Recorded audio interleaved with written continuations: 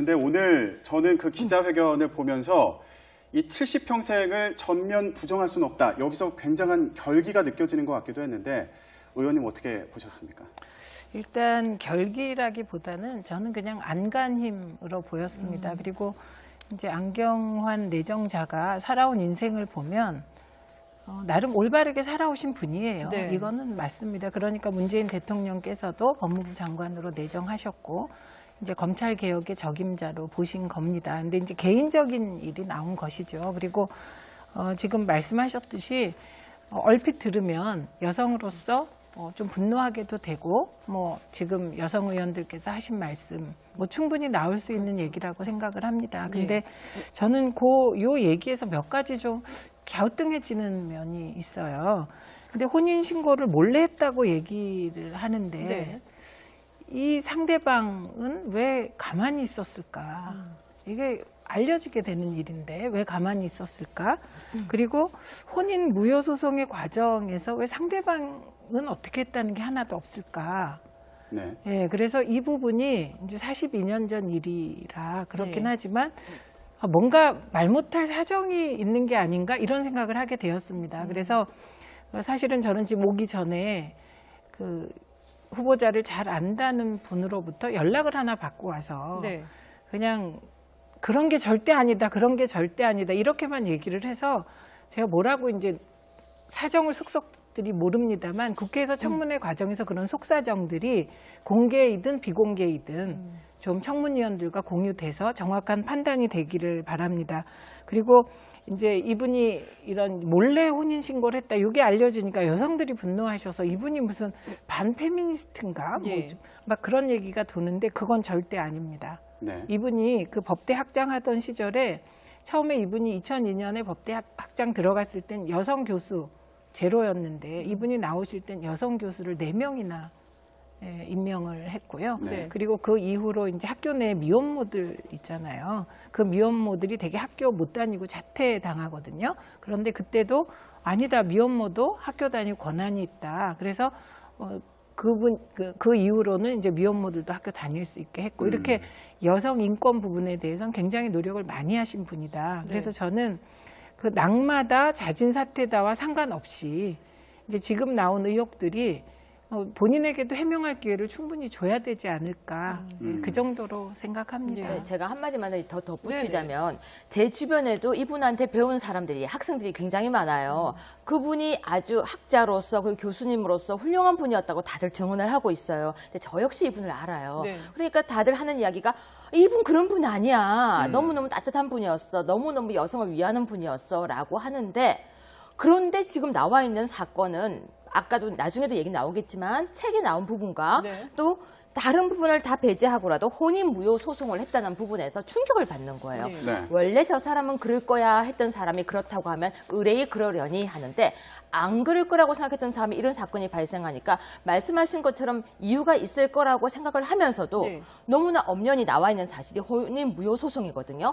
자, 팩트가 이겁니다. 여자 몰래 결혼 혼인 신고를 해서 그 여자가 혼인 무효 소송을 했다. 그래서 결론적으로는 혼인 무효 소송에서 패소한 사람이 된 거죠. 그러면은 이분이 무엇을 할 것인가를 봤을 때 법무부 장관이라는 자리에는 아니라고 하는 거예요. 우리나라 현행 법 체계상 판결을 받았던 사람이 우리가 흔히 말하는 자, 이 사람이 혼인 무효 소송에서 패소한 사람인데 법무부 장관이냐 있는 사실만 가지고 아무런 내부 사용 내용 안 듣고 있는 것만 봤을 때는 아니니까 자진 사퇴해달라. 말씀하신 것처럼 내부에 정말 아픈 사연이 있고 할 수도 있어요. 그런데 몇십 년 전 얘기지만 그게 나오더라고 해도 변하지 않는 것은 혼인 무효 소송이라는 게 있다는 거죠. 그러니까 그냥 자진 사퇴하는 게 좋지 않을까라고 하는 게 모든 여성들이 진짜 담고 있는 생각이기도 한 거죠. 예.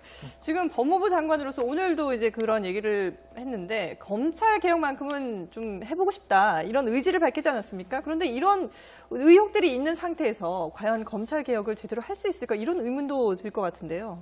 저는 제가 지금 유 대변인 자리에 앉아 있었으면 좋겠습니다. 그러나 저는 이게 이제 42년 전 일입니다. 그리고 42년 전 일이고 이때 기소유예 받았다는 거 아닙니까? 네. 그런데 기소유예는 10년 지나면 기록조차 말소됩니다.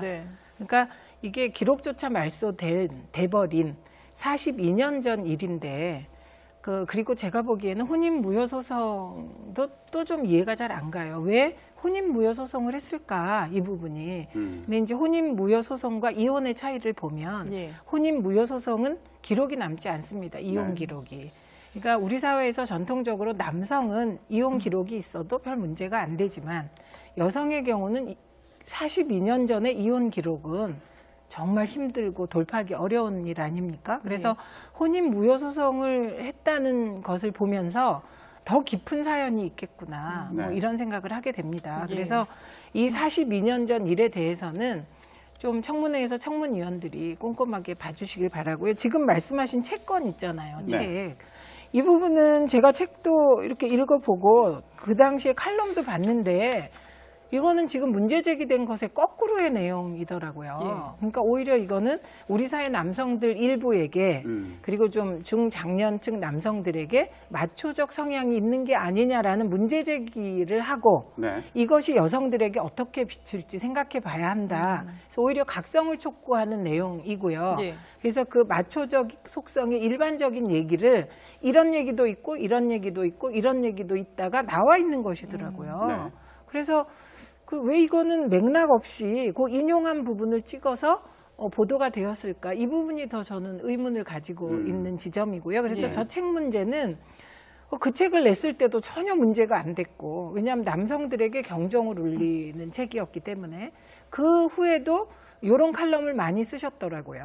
그러니까 남성들이 좀 그 여성에 대해서 생각을 바꿔야 된다. 이런 취지로 남성들의 왜 잘못된 행동들을 이렇게 찍어서 얘기를 한 칼럼이 많이 있어요. 네. 그런데 그때는 전혀 문제가 안 되었었던 것이거든요. 그래서 이 부분은 조금 일부 언론이 다시 책을 꼼꼼하게 보시고 예, 이 맥락을 보셔야 된다. 그래서 그 부분은 저는 뭐 국회 청문회 과정에서 밝혀질 거라고 생각합니다.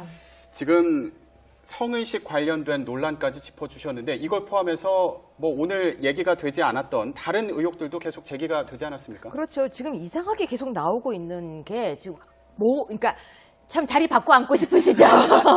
근데 저도 지금 더 강하게 이야기하고 싶은 게 지금 많은데요. 네. 지금 저도 좀 걸려서 얘기하고 있어요. 왜냐하면 이분에 대해서 저도 정확하게 모르는 상황에서 언론의 이야기만 가지고 하다가 혹시라도 마녀 재판을 하게 될까 봐 네. 저도 굉장히 조심하는 부분이 있는데요. 나오고 있는 의혹들을 들었을 때는 깜짝깜짝 놀랄 만한 이야기라는 거죠. 방금 책에서 그렇지 않다라고 이야기를 하고 있지만 기사에 이미 신문에 크게 그렇게 나왔어요. 나온 문구를 보면은 안 놀랄 수가 없습니다. 읽어보셨잖아요. 특히 딱 이 문구죠. 여자는 술 마실 때는 여자가 옆에 있어야 된다. 만약에 여자가 없으면은 장모라도 있어야 된다. 누가 들어도 쇼킹한 얘기예요. 그러면 만약에요. 그게 전 책 안 읽어봤습니다.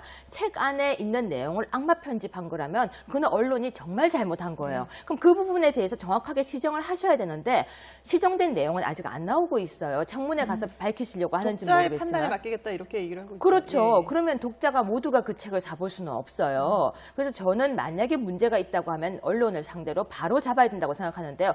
그 이야기가 터지고 그다음 이어난 이야기가 바로 혼인신고 얘기예요. 그리고 아들 문제까지 나왔습니다. 그러니까 어머나 세트 이어지네. 어머 정말 맞나 봐. 이렇게 되고 있습니다. 그럼 본인이 오늘 나오셔서 그 부분에 대해서 요목지목 정확하게 하셔야 되는데 해명도 약간 둥그랗게 청문회장 가서 하겠습니다. 청문회장까지 들어가지 말아라고 하는 게 여성들의 입장이기도 하거든요. 청문회에서 모든 걸 밝히겠다고 얘기를 할 사안은 이번은 아니고 나와 있는 것만 가지고 하자면 그 사안은 아니거든요. 그래서 저는 저 기자회견이 많이 부족했다. 이 정도 큰 사안이면요. 아까 최 의원님께서 말씀하실 때 왜 혼인신고, 이혼과 혼인신고를 잠깐 설명하셨는데 저는 제가 지금 깊이는 얘기 못하겠지만 법이라는 건요. 과거에 이런 적이 있습니다. 부도가 난 집에서 재산을 지키기 위해서 허위 가장 이혼을 한 집들이 있었거든요. 네. 전 그것도 나쁘다고 생각하는 사람이에요. 법을 이용해서 본인이 뭔가를 얻고자 한다면 법을 아는 사람이 그렇게 하면 안 된다가 제 입장입니다. 그럼 이번에도 만약에 뭔가 이혼과 그런 사이에서 본인이 뭔가를 법을 잘 아는 사람이 했다라고 하면 그 역시 저는 법무부 장관으로서는 아니라고 생각합니다. 네. 법은 지키라고 있는 겁니다. 근데 안 이거는 예. 그게 22살 때 일입니다. 네. 그러니까 22살 때 법을 알면 얼마나 알겠습니까? 그러니까 이게 지금 현재 안경환 내정자를 놓고 지금 그대로의 학식을 가지고 있다고 생각하고 42년 전으로 가면 그 부분은 좀 안 되는 것이죠. 22살의 청년이었다는 점, 요 점이 좀 고려되어야 한다고 생각을 하고요. 네. 저는 만약에 기자회견에서 조목조목 밝혔다면 저 기자회견은 지금까지 계속될 것 같아요. 그래서 국회 청문회가 있는 것은 언론이 제기한 의혹을 후보자에게 국민을 대신해서 국회의원들이 묻고 네. 후보자는 또 답변을 하는 과정이기 때문에 그 과정에서 밝힐 일을 소상히 밝히시길 기대하고, 그다음에 사실 저는요, 술자리에서 장모가 술을 따라도 여자가 따라야 된다는 얘기를 지역구에서 수없이 많이 듣습니다. 그래서 바로 요 지점을 그 책에서 지적을 한 거예요. 이런 말이 있을 정도로 남성들이 여성에 대한 인식이 문제가 있다. 그래서 그 악마의 편집 부분은 저는 뭐 책 읽으시면 곧 해소되리라고 생각이 들고요. 네. 그 부분은. 그다음에 이제 그 외에 나오고 있는 그 의혹들 있잖아요. 그 부분도 이건 본인이 해명하셔야 되는 거예요. 허위 학력 기재했다는데 이분이 허위 학력 기재가 필요했을까? 그다음에 자녀 이중 국적 문제도 아들이 이제 군대 가겠다고 이미 결정을 한 거고, 이중 국적이 늘 문제가 되는 거의 핵심은 아들이 더 심하게 문제가 됩니다. 그 이유는 우리나라가 국방 의무를 남성들은 다 지기 때문인데, 일단 국방 의무 부분은 뭐 내정되기 전에 이미 이제 군대 가겠다고 했기 때문에 그 부분은 제외된 이중 국적 의혹이라서 예. 이 부분도 어떻게 할 건지 물어보면 될 거라고 생각이 제가 듭니다. 예. 한 말씀만 네. 드리겠습니다. 아까 청문회장 가서 그럼 그 이야기를 하면 된다라고 하셨는데 전 그렇게 생각하지 않습니다. 청문회는 의혹에 대한 해명을 하는 장소가 아니고 정책에 대한 이야기를 소신껏 밝힐 수 있는 자리여야 한다고 생각합니다. 청문회에서 질문을 하는 자리가 아니고 본인이 소신과 정책에 대한 이야기를 듣는 게 청문회인데 올라갈 사람이 아닌 경우에는 올라가지 않는 게 맞다. 그런데 법무부 장관 자리가 이번에는 검찰 개혁을 같이 하기 위해서 만든 자리였거든요. 네. 그러면 그 정도 강공 드라이브를 걸어야 되는 사람이 이렇게 국민들 앞에서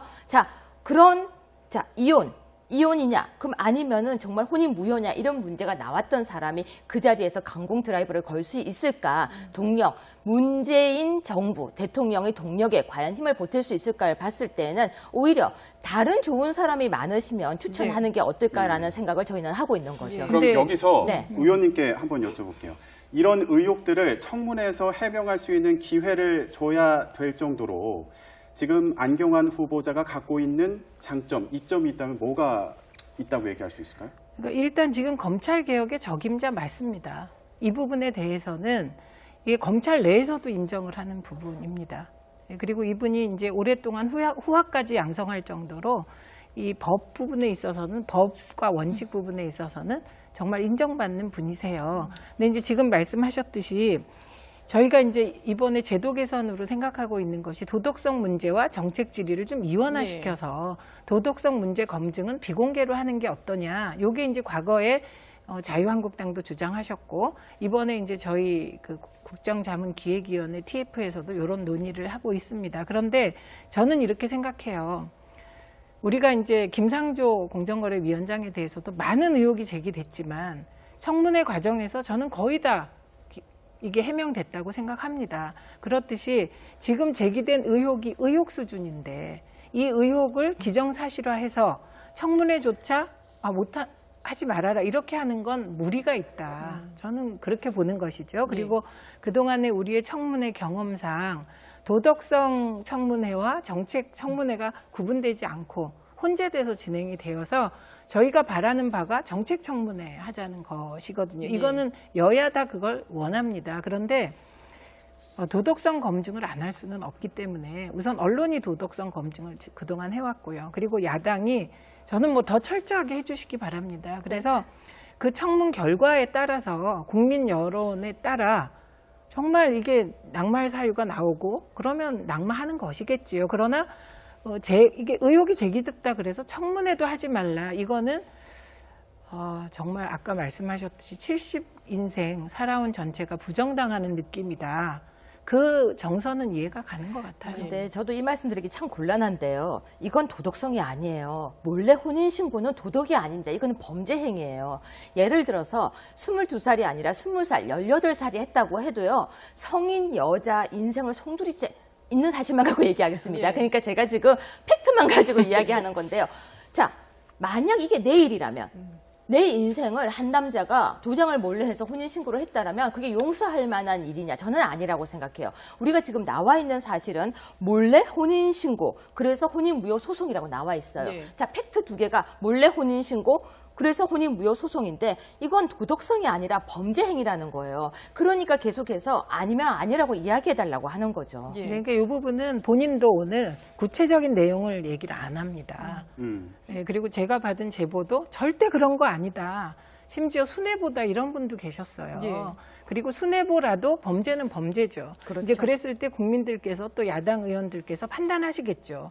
이 순애보의 의미가 22살의 청년에게 40년 후에 책임을 물을 만한 일인지를 판단하실 거라고 봅니다. 예, 글쎄요. 뭐 두 분이 지금 오늘 일단 기자회견에서 나온 내용만으로 얘기를 하시다 보니까 근데 뭐 뒷얘기를 알고 계신 것 같은데 그 얘기를 안 하시니까 시청자분들이라든지 뭐 국민들이 보기에는 상당히 좀 의아할 것 같은데 일단 이런 부분들 여전히 그래도 의혹은 남아 있는 거 아니겠습니까? 이런 부분에 대해서 좀 해명이 필요할 것 같은데 문제는 지금 안경환 후보자뿐만 아니라 지금 새 정부 들어서 후보자들에 대해서 여러 가지 의혹들이 계속 제기되다 보니까 이게 제대로 검증을 한 거냐 이런 지금 비판도 계속해서 나오고 있거든요. 근데 그게 이제 이 부분을 좀 분리하셔야 돼요. 네. 언론이 제기한 의혹이 다 사실이 아니었습니다. 그래서 뭐 제가 김상조 뭐 공정거래위원장은 시민사회 활동을 하면서 잘 아는 분이세요. 네. 그런데 언론에서 보도할 때 보면 그 의혹을 다 기정사실화하고 보도를 하시는데 그건 대부분 해명된 사실이거든요. 그리고 이제 초기에 조금 문제가 됐던 건 뭐 너무 조기에 대선을 치르고 인수위 없이 출범하다 보니 정부가 뭐 초기에 좀 부실할 수 있었다. 이 부분에 대해서는 인정할 수밖에 없겠죠. 그런데 저는 이제 이 청문회 전 과정에서 후보자 한 분 한 분에 대해서 문제제기 된 것을 다 제가 사실 체크를 합니다. 그러면 사실로 확인돼서 문제될 만한 것들은 사실은 몇 개 없었습니다. 예, 그래서 저는 이제 언론이 정말로 그 해주셔야 될 역할이 정확하게 문제 제기하시는 거, 그건 뭐 정말 언론의 역할이라고 봅니다. 그런데 허위로 이게 이제 의혹이 제기됐는데 이 의혹이 허위였을 때는 또 정확하게 그 의혹이 허위라는 것도 말씀해 주셔야 될 것 같고요. 예. 그다음에 그럼에도 불구하고 말씀하신 대로 이제 인사 검증이 더 철저해져야 된다. 시스템을 더 갖춰야 된다. 이거는 뭐 예. 아무리 강조해도 지나치지 네. 않겠죠. 그래서 저희도 이런 자리를 통해서 이제 여러 의혹들에 대해서 검증하는 시간을 가지고 있는 건데 지금 자유한국당에서는 그래도 일단 이런 뭐라 그럴까요? 자꾸 이런 의혹들이 나오는 부분에 대해서 조국 민정수석이라든지 뭐 조현옥 인사수석까지도 국회에 나와야 된다. 이런 입장이시죠? 그런데요, 지금 방금 의원님께서 말씀하실 때는 의혹이 의혹이었다라고 하시는데요. 네. 아니에요. 무슨 의혹입니까? 음주운전 있었죠. 그리고 과태료 481만 원은 깜짝 놀랄 만한 일이에요. 우리가 보통 과태료라 하면 5만 원에서 7만 원 사이거든요. 근데 인생에 우리가 살아오면서 평생 과태료가 200만 원을 넘는다는 건 있을 수가 없는 그러니까 일이에요. 도정한 후보자만. 네네. 그러니까 이게 후보자들을 지명하고 말씀하셔야 될 것 네. 같아요. 제가 음주운전은 누구를? 제가 이야기하면서 할게요. 네. 근데 제가 지금 왜 이야기를 안 했냐면요. 누군지 지금 이 부분은 다 아는 거라서 안 했는데, 근데 제가 왜 이걸 짚냐면요. 지금 과태료라고 하는 부분에 대해서도 있는 사실이었고요. 그리고 음주운전도 있는 사실이었는데, 우리가 처음 이 정부가 시작될 때요. 저희 자유한국당에서는 어떤 생각을 했냐면요. 야, 문재인 정부는 옆에 인재가 굉장히 많다고 하니까 청문회에 진짜 할 게 없으면 우리 어떡할까 걱정을 했었어요. 네. 그런데 처음에 조국 민정수석이 딱 올라왔을 때 제대로 검증해서 내보내겠지라고 했는데 의외로 기억나시죠? 강경화 후보자가 딱 나왔을 땐 셀프로 고백도 했어요. 네. 그러니까 얼마나 깨끗하면 셀프로 저 정도로 고백할까? 꽤 센데 저 정도면 센 내용이었어요. 그런데 본인이 고백을 딱 하니까 사람들이 이제 나올 게 없나 보다 했는데 그래도 나오는 게 있어요. 그러니까 무슨 얘기냐면요. 이 정도 없는 사람이 한 명도 없었을까? 정말 딱 나왔을 때 와 정말 국민들이 자유한국당이든 다른 야당에서 털 게 하나도 없어서 손뼉을 딱딱 치면서 정말 최고의 인사였습니다라고 하는 장면이 그려질 거라고 저희는 봤었어요. 네. 처음에 청와대에서요 다 같이 와이셔츠 입고 커피 들고 가는 모습 멋있었거든요. 그래서 인사도 그만큼 하얗게 깨끗하지 않을까라고 했는데요. 이렇게 되면 똑같은 말이 네. 나오는 거죠. 별 수 없네 라는 이야기가 나온다는 거죠. 네. 근데 이 부분은 제가 왜 그 분을 지목해 주세요 이렇게 말씀드리냐면 아마도 그 과태료 문제 그 문제는 도종환 맞습니다. 내정자 네. 말씀하신 것 같아요. 이건 도종환 후보자의 문제입니다. 모든 후보자가 다 뭐 그 교통 위반을 많이 했다. 이건 아니라는 거예요. 그런데 이게 지목하지 않으면 마치 모든 후보자에게 해당되는 것처럼 느껴질 것 같고요. 네. 그다음에 음주운전을 한 내정자가 있다면 음주운전에 대해서는 그 내정자만 책임을 져야지. 이름이 생각이 안 났어요. 그거는 그래서 네. 제가 좀 찝어주셔라. 그게 네. 좀 네. 불편하셔도. 아니 찝어서. 이름이 정말 생각이 안 네, 났습니다. 그게 맞을 너무 것 많은 같고요. 사람을 보다 보니. 예, 그다음에 이제 도종환 내정자의 경우는 그럼에도 불구하고 인사청문 보고서를 채택해 주신 거거든요. 그러니까 그건 뭐 그런 흠이 있지만 그게 장관직을 수행 못할 정도는 아니라고 판단을 네. 해주신 거고요. 네. 그다음에 이제 조국 민정수석 혼자서 그 검증 못 하거든요. 그러니까 이건 뭐냐면 민정수석이 오고 그다음에 비서관들이 쭉 이제 이게 세팅이 되는 거잖아요. 네. 근데 이게 시기가 너무 그게 촉박했다. 급하다 보니 예. 나온 일입니다. 그리고 뭐 필요하다면 인사수석도 민정수석도 국회 나와서 답해야죠. 저는 그걸 피하면 안 된다고 생각합니다. 근데 네.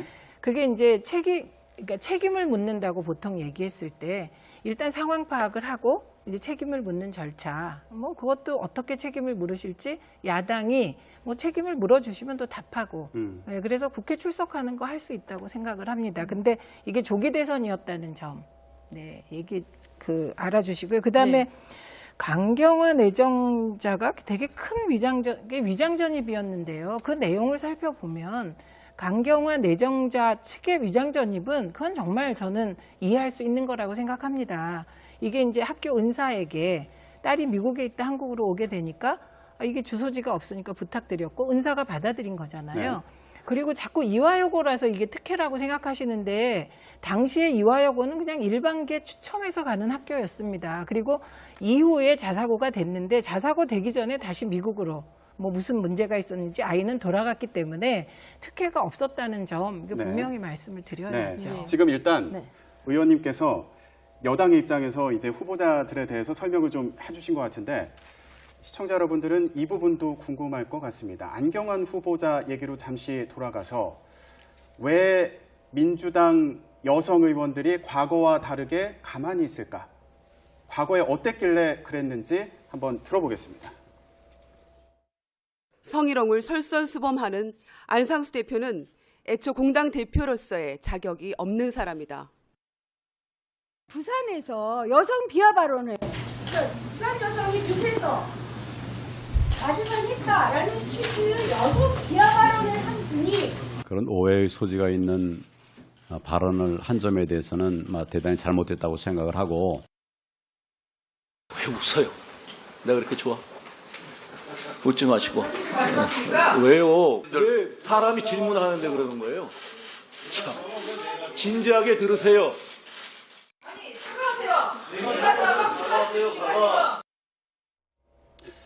네, 과거에 뭐 여성 비하 논란이라든가 이런 문제에 있어서 적극적으로 뭐 지적을 하고 비판을 했었는데 이게 사안이 다른 건지 사안을 보는 시각이 달라진 건지 이렇게 좀 궁금해하는 분들이 있어요. 예, 궁금하실 것 같아요. 근데 지금 화면에 나온 것들은 앞에 팩트가 있고 그거에 대해서 대응하는 것입니다. 근데 저는 그럴 것 같아요. 일단 안경환 내정자의 42년 전 사건은 민주당 여성 의원들이 뒷얘기를 다 알고 계신 거라고 생각을 합니다. 그러니까 사정을 아니까 되게 지금 애매하시겠죠. 그래서 고민 중일 거라고 생각을 하고요. 그다음에 지금 책과 관련한 얘기는 제가 계속 말씀을 드리지만 예를 들면 안경환 내정자가 술자석에서 어떤 여성에게 저런 식의 성희롱을 했다. 문제가 돼야죠. 근데 책에서 저런 식의 성희롱의 문제점을 지적하기 위해서 예로 든 것을 그것만 악마적인 편집을 했기 때문에 그거는 뭐 민주당 여성 의원들이 이거는 맥락이 다른데 어떻게 비판을 하냐. 이런 태도인 것으로 보입니다. 그래서 일단 사안이 다르다고 보고요. 예. 그다음에 이제 42년 전 사건은 대부분이 사정을 아시는 것 같았습니다. 네, 어떤 사정인지 그 사정을 청문회 저희가 가게 되면 그러게요. 들을 수 있을지. 네, 그런데 이제 기다려보겠습니다. 그렇게 설명을 하고 계시지만 네. 우리 쪽에서 또 나오는 이야기는 바로 이겁니다. 과거에 조국 민정수석이 조국 교수님이던 시절에 음주운전에 관해서는 굉장히 강경한 입장이었거든요. 근데 그러니까 음주운전은 범죄라고 생각했던 그런 글들을 남기신 분이 본인의 그 쪽에서 바로 장관 후보자가 음주운전에 대한 얘기가 나왔을 때는 거기에 대해서 입을 안 열고 계시는 거예요. 예. 그러니까 과거에 이렇게 입장을 밝혔던 사람이 왜 지금은 말을 안 하느냐는 얘기도 나오고 있고요. 또 계속해서 나오는 이야기가 내로남불이냐, 내가 하면 노면서 남이 하면 불문이냐, 왜 말을 안 하느냐는 거예요. 네. 근데 계속 이제 최 의원님은 지금 말을 못하니까 답답해서 사정이 있다라고 하지만 그 사정을 모르는 사람들 입장에서 볼 때는 민주당에 있는 여성 의원들은 이런 문제가 나오는데 자존심도 안 상하냐는 네. 질문을 할 수밖에 없는 예, 거죠. 그런 질문 나올 수 있다고 보고요. 지금 그 음주운전과 관련해서는 지금 안경환 내정자 얘기하다 그 얘기가 나오면 안경환 내정자가 네. 음주운전이 있는 것 같지만 그건 아닙니다. 예. 네, 그건 정확해요. 예, 네. 그거는 아니라는 네. 점을 분명히 말씀드리고, 그다음에 이제 음주운전에 대해서는 저 자신도 굉장히 엄격한 기준을 가지고 있습니다. 네. 그래서 그 음주운전에 대해서 옹호하고 싶지 않습니다. 이 부분은. 그래서 이제 지금 문제 제기하는 부분에 대해서 적절한 해명이 있어야 네. 된다고 생각이 듭니다. 근데 이제 제가 말씀드리는 건 이런 측면도 있다는 거예요. 안경환 내정자 같은 경우는 국가인권위원장을 하셨잖아요. 그리고 그때 이런 부분이 상당 부분 소명되고 공유된 거예요. 그땐 자료가 아니지만 본인의 고백에 의해서. 그런데 이제 이게 다시 자료로서 나오고 있으니까 오늘 의혹도 제기하셨어요. 이 42년 전의 기록은 대부분의 기록이 다 말소되었는데 네. 이게 어떻게 나왔는지 궁금하다고 말할 정도로 과거의 일인 것인 거예요. 네. 이게 아주 과거. 그런데 이분이 국가인권위원장을 할 때나 뭐 서울대 그 법대 학장을 수행할 때나 이후에 학생들을 가르치실 때나 일관되게 보여주신 모습들이 있어요. 예. 원칙을 지키고 그다음에 소외된 부분들에 대한 정말 애정을 갖고 있는 분이잖아요. 그리고 이제 아들 얘기도 나오고 이런데 진짜 문재인 대통령 입장에서 보면 좋은 분을 추천하면 이분의 업적은 다 없어지고 이런 몇 가지 의혹으로 이제 인생이 부정당하는 느낌을 받으신다니까.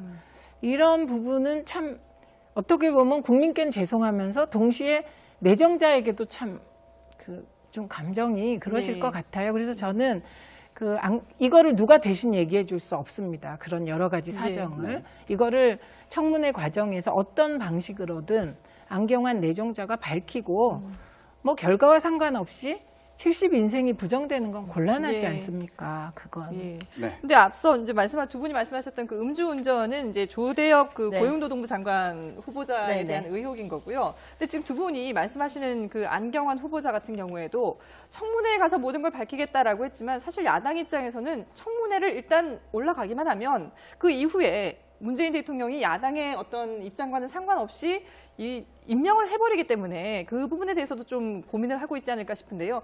당시 5년 전 대선 당시 약속을 한번 보시죠.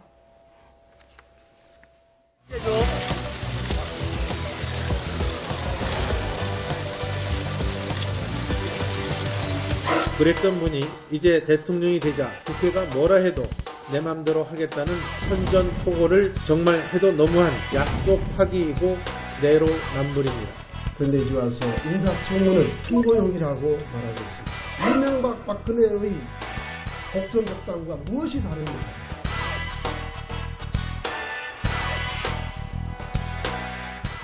먼저 자유한국당의 입장을 네. 좀 들어야 될 것 같은데요. 근데 이거는 정말 우리 당 입장에서는 할 말이 너무 많죠. 네. 왜냐하면 본인께서 먼저 5가지 인사 기준을 말을 했었어요. 네. 근데 우리는 그걸 보면서 아까 제가 말씀드렸다시피 와 얼마나 깨끗하면 저렇게 5가지 인사 기준을 이야기할까?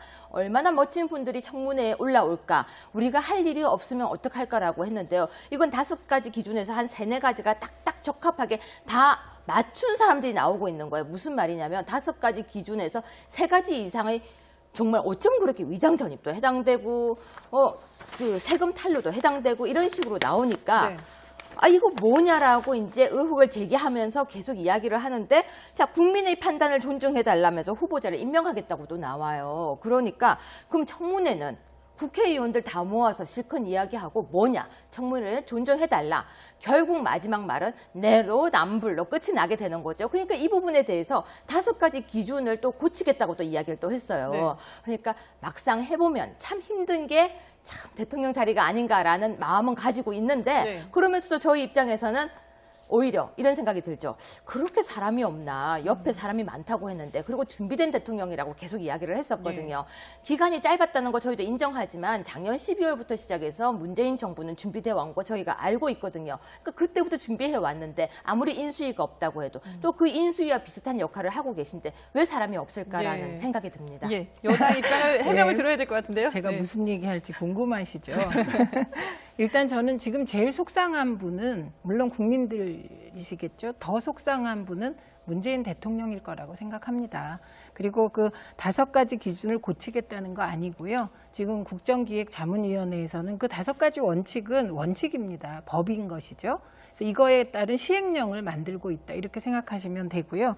그다음에 이제 제가 정확히 얘기하자고 하는 건 이런 겁니다. 이명박 박근혜 정부 때 제가 청문회 담당이었어요. 근데 그때는 위장 전입 그거 하나로 낙마하신 분 없습니다. 그때 위장 전입은 전부 투기와 결합된 위장 전입. 부동산 문제가 있으면 부동산을 40개 갖고 계신 거예요. 그리고 이제 투기성 위장 전입뿐만 아니라 자녀 학교 문제도 습관적 위장 전입 이런 게 문제가 되었었습니다. 그러니까 그런 거 말씀드리고 지금 이제 화면에 나온 이제 그 야당의 청문회 결과를 존중하겠다는 거와 국회 청문회는 참고사항이다. 저는 이게 둘 다 맞는 포인트라고 생각을 합니다.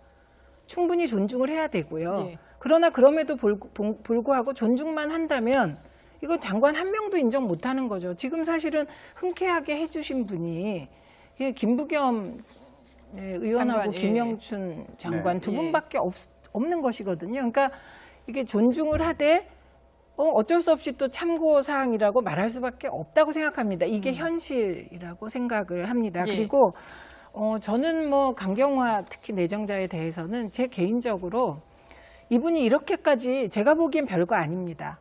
다만 오히려 문제되는 건 딱 하나인데 남편의 해운대에서 뭐 샀던 거 있잖아요. 그 말하자면 좀 실패한 그 투기인가요? 뭐 그렇게 말할 수 있는 게 문제인데 그것도 사실 후보자에게 직접 책임 묻긴 어려운 아주 소액이었어요. 그래서 이게 여성이어서 이런 게 아닌가 이런 생각을 해보면서 이게 이제 청문회에서 지금 안경환 후보자도 그렇고 나머지 후보자들에 대해서 야당이 좀 꼼꼼하게 청문해 주시기 바랍니다. 알겠습니다. 저희가 두 분 말씀 더 듣고 싶지만 시간 관계상 여기서 마무리를 해야 될 것 같습니다. 정말 인정받는 분이세요. 근데 이제 지금 말씀하셨듯이 저희가 이제 이번에 제도 개선으로 생각하고 있는 것이 도덕성 문제와 정책 질의를 좀 이원화시켜서 도덕성 문제 검증은 비공개로 하는 게 어떠냐. 요게 이제 과거에 자유한국당도 주장하셨고 이번에 이제 저희 그 국정자문기획위원회 TF에서도 이런 논의를 하고 있습니다. 그런데 저는 이렇게 생각해요.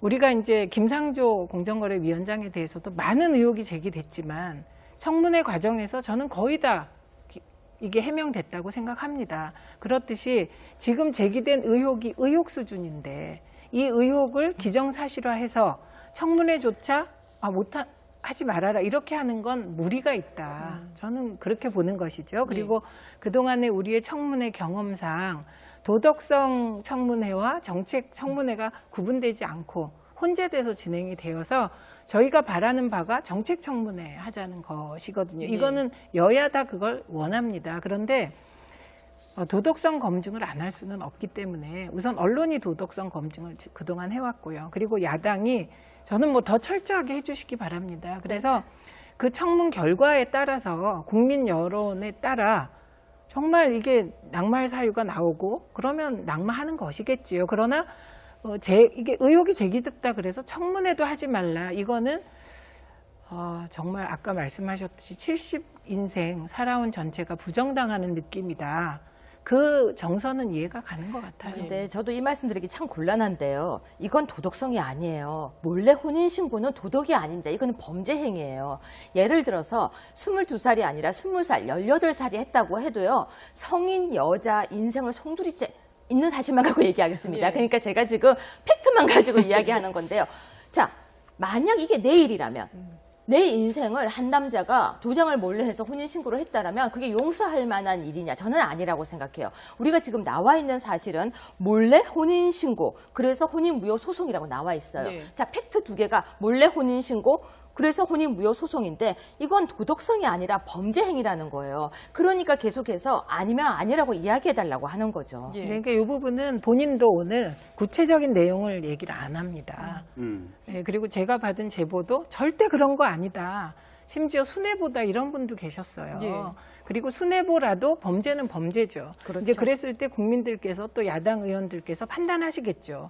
이 순애보의 의미가 22살의 청년에게 40년 후에 책임을 물을 만한 일인지를 판단하실 거라고 봅니다. 예, 글쎄요. 뭐 두 분이 지금 오늘 일단 기자회견에서 나온 내용만으로 얘기를 하시다 보니까 근데 뭐 뒷얘기를 알고 계신 것 같은데 그 얘기를 안 하시니까 시청자분들이라든지 뭐 국민들이 보기에는 상당히 좀 의아할 것 같은데 일단 이런 부분들 여전히 그래도 의혹은 남아 있는 거 아니겠습니까? 이런 부분에 대해서 좀 해명이 필요할 것 같은데 문제는 지금 안경환 후보자뿐만 아니라 지금 새 정부 들어서 그러니까 이 부분이 더 저는 의문을 가지고 있는 지점이고요. 그래서 예. 저 책 문제는 그 책을 냈을 때도 전혀 문제가 안 됐고 왜냐하면 남성들에게 경종을 울리는 책이었기 때문에 그 후에도 이런 칼럼을 많이 쓰셨더라고요. 그러니까 남성들이 좀 그 여성에 대해서 생각을 바꿔야 된다. 이런 취지로 남성들의 왜 잘못된 행동들을 이렇게 찍어서 얘기를 한 칼럼이 많이 있어요. 네. 그런데 그때는 전혀 문제가 안 되었었던 것이거든요. 그래서 이 부분은 조금 일부 언론이 다시 책을 꼼꼼하게 보시고 예, 이 맥락을 보셔야 된다. 그래서 그 부분은 저는 뭐 국회 청문회 과정에서 밝혀질 거라고 생각합니다. 네. 지금 성의식 관련된 논란까지 짚어주셨는데 이걸 포함해서 뭐 오늘 얘기가 되지 않았던 다른 의혹들도 계속 제기가 되지 않았습니까? 그렇죠. 지금 이상하게 계속 나오고 있는 게 지금 그러니까 참 자리 바꿔 앉고 싶으시죠? 근데 저도 지금 더 강하게 이야기하고 싶은 게 지금 많은데요. 네. 지금 저도 좀 걸려서 얘기하고 있어요. 왜냐하면 이분에 대해서 저도 정확하게 모르는 상황에서 언론의 이야기만 가지고 하다가 혹시라도 마녀 재판을 하게 될까 봐 네. 저도 굉장히 조심하는 부분이 있는데요.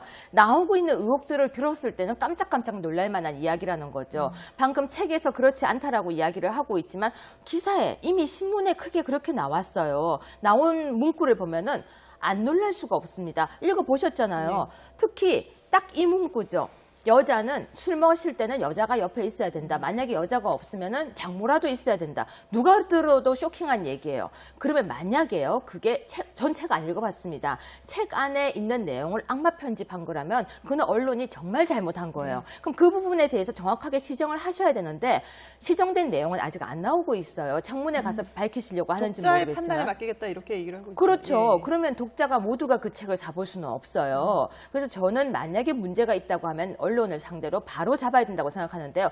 그 이야기가 터지고 그다음 이어난 이야기가 바로 혼인신고 얘기예요. 그리고 아들 문제까지 나왔습니다. 그러니까 어머나 세트가 이어지네. 어머 정말 맞나 봐. 이렇게 되고 있습니다. 그럼 본인이 오늘 나오셔서 그 부분에 대해서 요목지목 정확하게 하셔야 되는데 해명도 약간 둥글하게 청문회장 가서 하겠습니다. 청문회장까지 들어가지 말아라고 하는 게 여성들의 입장이기도 하거든요. 청문회에서 모든 걸 밝히겠다고 얘기를 할 사안은 이번은 아니고 나와 있는 것만 가지고 하자면 그 사안은 아니거든요. 그래서 저는 저 기자회견이 많이 부족했다. 이 정도 큰 사안이면요. 아까 최 의원님께서 말씀하실 때 왜 혼인신고, 이혼과 혼인신고를 잠깐 설명하셨는데 저는 제가 지금 깊이는 얘기 못하겠지만 법이라는 건요. 과거에 이런 적이 있습니다. 부도가 난 집에서 재산을 지키기 위해서 허위 가장 이혼을 한 집들이 있었거든요. 네. 저는 그것도 나쁘다고 생각하는 사람이에요. 법을 이용해서 본인이 뭔가를 얻고자 한다면 법을 아는 사람이 그렇게 하면 안 된다가 제 입장입니다. 그럼 이번에도 만약에 뭔가 이혼과 그런 사이에서 본인이 뭔가를 법을 잘 아는 사람이 했다라고 하면 그 역시 저는 법무부 장관으로서는 아니라고 생각합니다. 예. 근데 오늘 저는 그 기자회견을 보면서 이 70평생을 전면 부정할 수는 없다. 여기서 굉장한 결기가 느껴지는 것 같기도 했는데 의원님 어떻게 보셨습니까? 일단 결기라기보다는 저는 그냥 안간힘으로 보였습니다. 그리고 이제 안경환 내정자가 살아온 인생을 보면 나름 올바르게 살아오신 분이에요. 네. 이거는 맞습니다. 그러니까 문재인 대통령께서도 법무부 장관으로 내정하셨고 이제 검찰 개혁의 적임자로 보신 겁니다. 근데 이제 개인적인 일이 나온 것이죠. 그리고 지금 말씀하셨듯이 얼핏 들으면 여성으로서 좀 분노하게도 되고 뭐 지금 여성 의원들께서 하신 말씀 뭐 충분히 나올 수 있는 얘기라고 생각을 합니다. 근데 저는 요 얘기에서 몇 가지 좀 갸우뚱해지는 면이 있어요. 근데 혼인 신고를 몰래 했다고 얘기를 하는데 이 상대방은 왜 가만히 있었을까? 이게 알려지게 되는 일인데 왜 가만히 있었을까? 그리고 혼인 무효 소송의 과정에서 왜 상대방은 어떻게 했다는 게 하나도 없을까? 네. 예, 그래서 이 부분이 이제 42년 전 일이라 그렇긴 하지만 뭔가 말 못할 사정이 있는 게 아닌가 이런 생각을 하게 되었습니다. 그래서 사실은 저는 지금 오기 전에 그 후보자를 잘 안다는 분으로부터 연락을 하나 받고 와서 그냥 그런 게 절대 아니다, 그런 게 절대 아니다 이렇게만 얘기를 해서 제가 뭐라고 이제 사정을 속속들이 모릅니다만 국회에서 청문회 과정에서 그런 속사정들이 공개이든 비공개이든 좀 청문위원들과 공유돼서 정확한 판단이 되기를 바랍니다.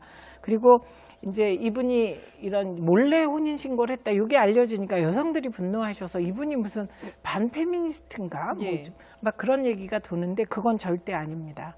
이분이 그 법대 학장하던 시절에 처음에 이분이 2002년에 법대 학장 들어갔을 땐 여성 교수 제로였는데 이분이 나오실 땐 여성 교수를 4명이나 임명을 했고요. 그리고 그 이후로 이제 학교 내 미혼모들 있잖아요. 그 미혼모들이 되게 학교 못 다니고 자퇴당하거든요. 그런데 그때도 아니다, 미혼모도 학교 다니고 권한이 있다. 그래서 그 이후로는 이제 미혼모들도 학교 다닐 수 있게 했고 이렇게 여성 인권 부분에 대해서는 굉장히 노력을 많이 하신 분이다. 그래서 저는 그 낙마다 자진 사퇴다와 상관없이 이제 지금 나온 의혹들이 본인에게도 해명할 기회를 충분히 줘야 되지 않을까 그 정도로 생각합니다. 네, 제가 한마디만 더 덧붙이자면 제 주변에도 이분한테 배운 사람들이 학생들이 굉장히 많아요. 그분이 아주 학자로서 그리고 교수님으로서 훌륭한 분이었다고 다들 증언을 하고 있어요. 근데 저 역시 이분을 알아요. 그러니까 다들 하는 이야기가 이분 그런 분 아니야. 너무너무 따뜻한 분이었어. 너무너무 여성을 위하는 분이었어 라고 하는데 그런데 지금 나와 있는 사건은 아까도 나중에도 얘기 나오겠지만 책에 나온 부분과 또 다른 부분을 다 법은 지키라고 있는 겁니다. 근데 이거는 그게 22살 때 일입니다. 그러니까 22살 때 법을 알면 얼마나 알겠습니까? 그러니까 이게 지금 현재 안경환 내정자를 놓고 지금 그대로의 학식을 가지고 있다고 생각하고 42년 전으로 가면 그 부분은 좀 안 되는 것이죠. 22살의 청년이었다는 점, 이 점이 좀 고려되어야 한다고 생각을 하고요. 저는 만약에 기자회견에서 조목조목 밝혔다면 저 기자회견은 지금까지 계속될 것 같아요. 그래서 국회 청문회가 있는 것은 언론이 제기한 의혹을 후보자에게 국민을 대신해서 국회의원들이 묻고 후보자는 또 답변을 하는 과정이기 때문에 그 과정에서 밝힐 일을 소상히 밝히시길 기대하고 그다음에 사실 저는요. 술자리에서 장모가 술을 따라도 여자가 따라야 된다는 얘기를 지역구에서 수없이 많이 듣습니다. 그래서 바로 요 지점을 그 책에서 지적을 한 거예요. 이런 말이 있을 정도로 남성들이 여성에 대한 인식이 문제가 있다. 그래서 그 악마의 편집 부분은 저는 뭐 책 읽으시면 곧 해소되리라고 생각이 들고요. 그 부분은. 그다음에 이제 그 외에 나오고 있는 그 의혹들 있잖아요. 그 부분도 이건 본인이 해명하셔야 되는 거예요. 허위 학력 기재했다는데 이분이 허위 학력 기재가 필요했을까?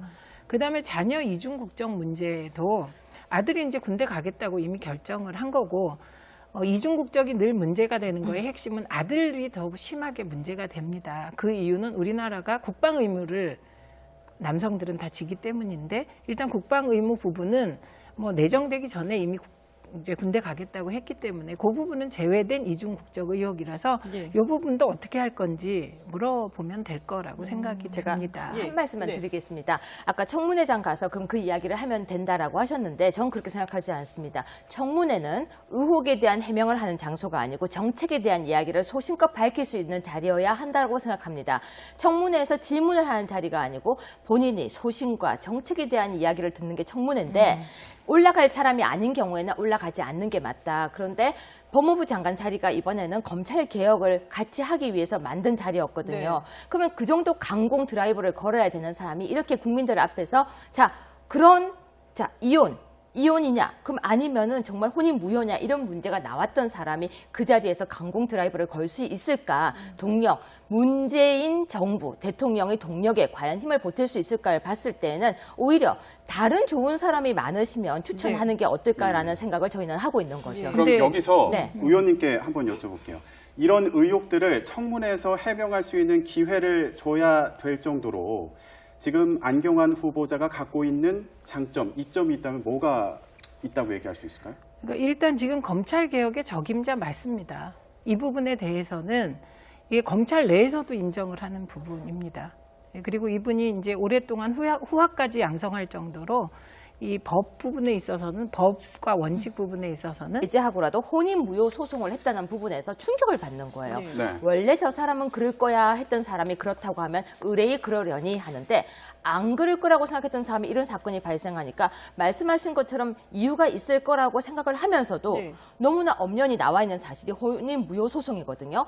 자, 팩트가 이겁니다. 여자 몰래 결혼 혼인 신고를 해서 그 여자가 혼인 무효 소송을 했다. 그래서 결론적으로는 혼인 무효 소송에서 패소한 사람이 된 거죠. 그러면은 이분이 무엇을 할 것인가를 봤을 때 법무부 장관이라는 자리에는 아니라고 하는 거예요. 우리나라 현행 법 체계상 판결을 받았던 사람이 우리가 흔히 말하는 자, 이 사람이 혼인 무효 소송에서 패소한 사람인데 법무부 장관이냐 있는 사실만 가지고 아무런 내부 사용 내용 안 듣고 있는 것만 봤을 때는 아니니까 자진 사퇴해달라. 말씀하신 것처럼 내부에 정말 아픈 사연이 있고 할 수도 있어요. 그런데 몇십 년 전 얘기지만 그게 나오더라고 해도 변하지 않는 것은 혼인 무효 소송이라는 게 있다는 거죠. 그러니까 그냥 자진 사퇴하는 게 좋지 않을까라고 하는 게 모든 여성들이 진짜 담고 있는 생각이기도 한 거죠. 예. 지금 법무부 장관으로서 오늘도 이제 그런 얘기를 했는데 검찰 개혁만큼은 좀 해보고 싶다 이런 의지를 밝히지 않았습니까? 그런데 이런 의혹들이 있는 상태에서 과연 검찰 개혁을 제대로 할 수 있을까 이런 의문도 들 것 같은데요. 저는 제가 지금 유 대변인 자리에 앉아 있었으면 좋겠습니다. 그러나 저는 이게 이제 42년 전 일입니다. 그리고 42년 전 일이고 이때 기소유예 받았다는 거 아닙니까? 네. 그런데 기소유예는 10년 지나면 기록조차 말소됩니다. 그러니까 이게 기록조차 돼버린 42년 전 일인데 그리고 제가 보기에는 혼인 무효 소송도 또 좀 이해가 잘 안 가요. 왜 혼인 무효 소송을 했을까 이 부분이. 근데 이제 혼인 무효 소송과 이혼의 차이를 보면 혼인 무효 소송은 기록이 남지 않습니다. 이혼 기록이. 그러니까 우리 사회에서 전통적으로 남성은 이혼 기록이 있어도 별 문제가 안 되지만 여성의 경우는 42년 전의 이혼 기록은 정말 힘들고 돌파하기 어려운 일 아닙니까? 그래서 혼인 무효 소송을 했다는 것을 보면서 더 깊은 사연이 있겠구나 뭐 이런 생각을 하게 됩니다. 그래서 이 42년 전 일에 대해서는 좀 청문회에서 청문위원들이 꼼꼼하게 봐주시길 바라고요. 지금 말씀하신 채권 있잖아요. 책. 이 부분은 제가 책도 이렇게 읽어보고 그 당시에 칼럼도 봤는데 이거는 지금 문제 제기된 것의 거꾸로의 내용이더라고요. 그러니까 오히려 이거는 우리 사회 남성들 일부에게 그리고 좀 중장년층 남성들에게 마초적 성향이 있는 게 아니냐라는 문제 제기를 하고 이것이 여성들에게 어떻게 비칠지 생각해 봐야 한다. 그래서 오히려 각성을 촉구하는 내용이고요. 그래서 그 마초적 속성의 일반적인 얘기를 이런 얘기도 있고 이런 얘기도 있고 이런 얘기도 있다가 나와 있는 것이더라고요. 그래서 왜 이거는 맥락 없이 그 인용한 부분을 찍어서 보도가 되었을까?